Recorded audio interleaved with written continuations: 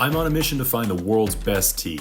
Normally, that quest takes me to Japan to source the best Japanese green tea for neoteas.com. But in this episode, I'll be traveling deep into black tea country to learn the secrets of Sri Lanka's famous Ceylon tea trade. In this video, we'll explore the history of Ceylon tea, the troubles facing the tea industry in Sri Lanka, and why the future may be brighter than many think. Located just over 50 kilometers from the Indian subcontinent sits Sri Lanka, an island just about the size of Ireland. Although it's small, Sri Lanka is home to a diverse array of plant and animal species, as well as a varied topography and a climate that's great for agriculture. Originally, this island was known to Europeans for its production of coffee, but in the 1870s, the coffee plant was wiped out by disease, and the British decided to grow tea instead.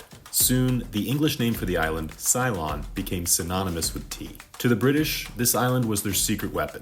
They were constantly battling with the Chinese in an effort to control the global tea market. Even though the island was 1/50th the size of India, it had approximately the same amount of land suitable for tea cultivation. To grow at its best, the tea plant needs warm, subtropical climates, high elevation, and seasonal rainfall. Ceylon had the perfect environment for tea cultivation, and after the British poured money into industrializing tea country with railroads and special machinery, they began to dominate the global tea trade.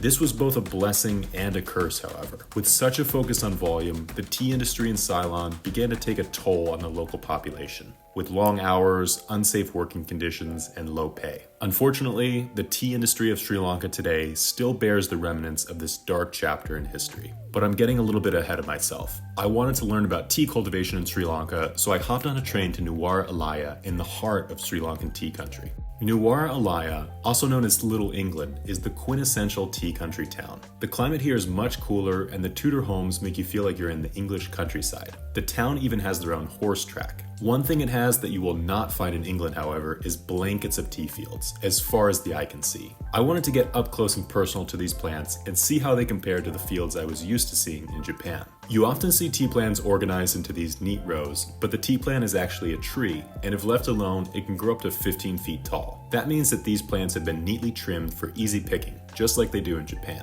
What makes them different from the Japanese tea plants is that they are from a different species. The Camellia sinensis, or tea plant, is broken up into two main types: Camellia sinensis, the so-called Chinese variety, and Camellia sinensis assamica, or the Indian variety. Because the tea plants of Japan were originally brought over from China, they are from the sinensis variety, which tends to have a milder, slightly sweeter taste, which you can see in a tea like sencha. The assamica variety has these larger leaves, and it's bolder and more robust in flavor. It grows best in regions like Assam in India and Sri Lanka as well. The tea plants here looked strong and healthy. The soil seemed to be loaded with nutrients, and it didn't seem like they were using too many pesticides or chemicals on the plants. When we source tea, we make it a point to only work with pesticide-free producers. We find this not only makes a difference in the flavor of the green tea, but also in the health of the ecosystem. We want to make sure that the farmers we work with are not only producing great tea, but also creating a healthy environment for the wild plant and animal species. So this tea field had all the marks of a great tea plantation. There was one problem though. I went back to my hotel room in Nuwara Eliya and I was craving a little spot of tea. I was shocked to find, in the heart of tea country, something unthinkable: tea bags. This may seem ordinary for a lot of people, but any tea enthusiast knows that this is the worst way to prepare tea. Tea bags are a relatively new invention, just over 100 years old. Instead of preparing the tea as nature intended it, the leaves are ground up, stuffed into a paper bag, and sealed with plastic, glue, and a variety of other chemicals. This was not gonna do. But just to get my point across, let's open up one of these tea bags and see what's inside: black dust. This pulverized tea leaf releases a very flat and bitter flavor into the water, without all the complexity you would find in a cup of loose leaf tea. You also notice this in green tea, where there's a stark difference between the color and flavor of a tea bag when compared to a premium gyokuro, for example, which has a much more nuanced flavor. It was such a shame to know that those beautiful tea leaves I saw out in the wild just a few minutes ago would be turned into this. They were filled with so much promise, so much potential, and now they're doomed to be overbrewed in boiling water and showered in milk and fake sugar. Unfortunately, this is all too common in Sri Lanka, with most of the tea being sold to large companies in bulk.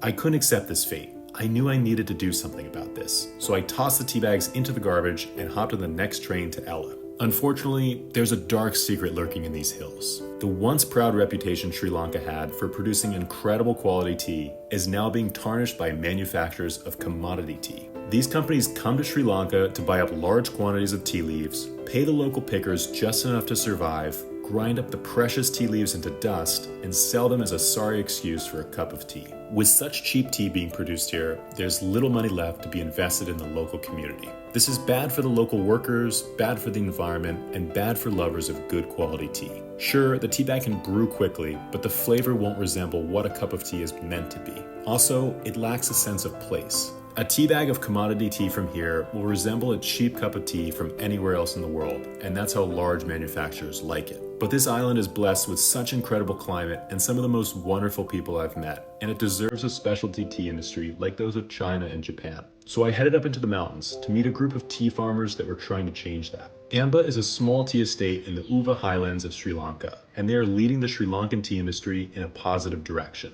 After starting as a tea estate during colonial times, the fields were left abandoned until 2006, when the land was purchased and converted back into a tea estate. But this time, they wanted to do things right. Against the advice of many, who suggested the plantation adopt a factory model and focus on bulk production, Amba decided to focus on quality. They kept the original 100-year-old tea bushes and became the first tea plantation in Sri Lanka to produce hand-rolled artisanal teas, like those found in China and Japan. Teas of this region were once known for their distinct wintergreen flavor, which comes from the natural silicates deep in the soil. After years without chemical fertilizers, these silicates returned to the soil and the tea retained the flavor it was once famous for. Just one sip of their orange Pekoe convinced me that the future of the Sri Lankan tea industry was bright. The taste was smooth, the texture thick, and the body sensation was borderline psychedelic. I even got to watch them hand roll the black tea, and I could just smell the aroma of fresh wintergreen wafting off these copper-colored leaves. Amba wasn't just making great tea, they were also building a great community. They employ 40 people from the nearby village full-time, and on top of that, they give 10% of all revenue back to their workers. This has increased the wages in the area by over 800% since Amba Estate began operations. Yes, the tea was more expensive than what you would find in the tea bags, but it allows them to do so much for the community and for the environment. Instead of chemical fertilizer, they rescued 13 cows from slaughterhouses, and now they live out their lives grazing on grass in the mountains and providing Amba Estate with organic fertilizer. The land is also home to other plant species, and they produce quality cinnamon, ginger, lemongrass, and other traditional Sri Lankan spices, which are used in certain tea blends. They produce 4 types of teas at Amba. White tea is the least processed of all the teas. They pick the top buds of the tea plant, dry them out in the sun, and then tie them into their tea stars, which they serve in a champagne glass. They also produce a green tea, which is rare in Sri Lanka. Unlike black tea, green tea is unoxidized. After the leaves are picked, the farmers will heat the leaves to lock in the natural vegetable flavors of the plant. At Amba, they actually use the same steaming method as the Japanese tea farmers we work with. This gives the sencha a strong, steamed vegetable flavor with notes of sweet corn, edamame, and a hint of seaweed. They also produce Oolong Tea, which is a partially oxidized tea somewhere in between a green tea and a black tea. The leaves are rolled to accelerate the oxidation process, and then they're heated to stop the oxidation process. This results in a floral, perfume-like aroma and a sweet flavor. Finally, we get to the famous black tea, which is fully oxidized. The hand-rolled TGOP from Amba is made using only the top 2 leaves of the tea plant. These leaves are the richest in nutrients and the smoothest in flavor. The leaves are carefully hand-picked and they are delicately rolled so that each leaf remains intact. They even keep track of when each small batch of tea was picked, when it was rolled, and when it was packaged. This loving attention to detail is a far cry from the factory method, where the tea leaves are simply weighed and treated as just a number rather than an individual batch, where the flavor can vary slightly based on terroir, picking, and rolling techniques. I sat down with the production manager of Amba Estate to hear his philosophy on how tea should be made. Amba Estate, situated in Uva region above the Ravanala waterfall, and we are a small micro-scale tea factory. So Amba is a very, very different and unique compared to normal Sri Lankan tea plantations, because we are making artisanal, handmade, micro-scale teas.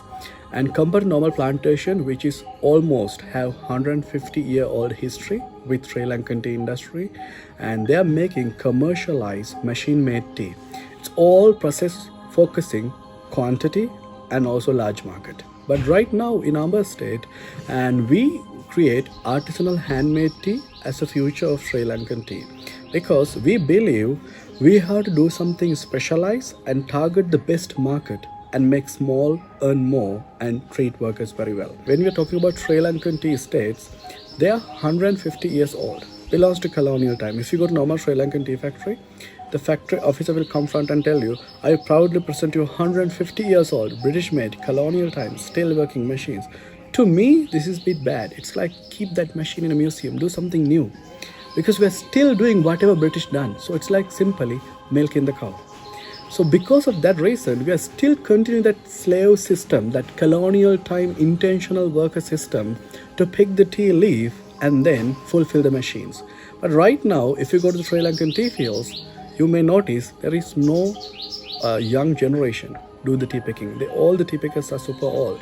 And when that old generation retire, what happened to the tea? Why we don't have young tea pickers? The reason is all the tea pickers have two main problems. Number one, the reputation. Because since freedom, 1948 till now, all the tea pickers work there as workers and no development in that job. Still, if you go to 1948 into the tea field, you see very old looking woman with big sack on her back picking the tea leaf. And if you go to the Sri Lankan tea field right now, 2024, you see very old looking woman with big sack on her back picking the tea leaf. So we never develop that job. That is number one problem. It's a reputation problem. And number two problem, salary. If you're a tea picker in Sri Lanka, you get $2.5 to $3 payment per day. So how can we change it? How we did it in Amba? In Amba state case, and we are maintaining our tea estate organic and no fertilizer, no pesticide, and also we are Rainforest Alliance, and we are working with forest friendly planters, and also we have zero carbon policy and zero polythene policy, and we maintain our Amba story one angle with environmental sustainability, and the other angle we maintain our story with social sustainability. Because our tea pickers, we don't have tea pickers in Amba. We have tea crafters who pick it, who process it, who finish it. They make their own artisanal tea by their hand to fine tune the quality. So that way they maintain their own traceability system which define the quality. As a tea picker, he create his own tea batch, and that gives them value, respect and reputation and better income. In that way, we cover Amba's story with social sustainability. And top of the social sustainability, our story, our workers share 10% of farm income top of their salary. So they are not just tea pickers, they are tea artisans who owns this tea factory. So we are working with social sustainability, and this is a social enterprise. And with our traceability, we define the quality. With our social sustainability and organic condition and environmental sustainability, we create our story. With the quality, with the story, we reach the best tea snob people in the world, best market in the world, and we earn better and we treat workers very well. The tea estate at Amba is overlooked by the famous Lipton Sea. Legend has it that the famous tea baron Thomas Lipton would come up here in the evenings to drink a cup of tea and watch the hundreds of tea pickers working tirelessly to build his tea empire. If Thomas Lipton were to sit up here today, he would see a proud, defiant group of tea makers working to build their own future, not his. The tea makers at Amba are just the beginning. A handful of other tea estates are following their example and beginning to produce artisanal teas, paying their workers a fair wage and helping to move the tea industry into a more positive, sustainable direction. They have formed the Ceylon Artisanal Tea Association, a collection of tea farmers committed to paying fair wages to their workers, supporting the environment through organic farming, and of course, producing really good tasting tea. We believe that quality tea not only tastes better, but it can also be a force for good in the world. By supporting producers of quality, pesticide-free teas, you're helping preserve the traditional methods of farmers and also creating a brighter future for their communities. Thank you all so much for watching this video. If you'd like to support our mission of bringing quality, sustainable green tea to people all around the world, please go to neoteas.com and browse our selection. Until then, we'll see you next time.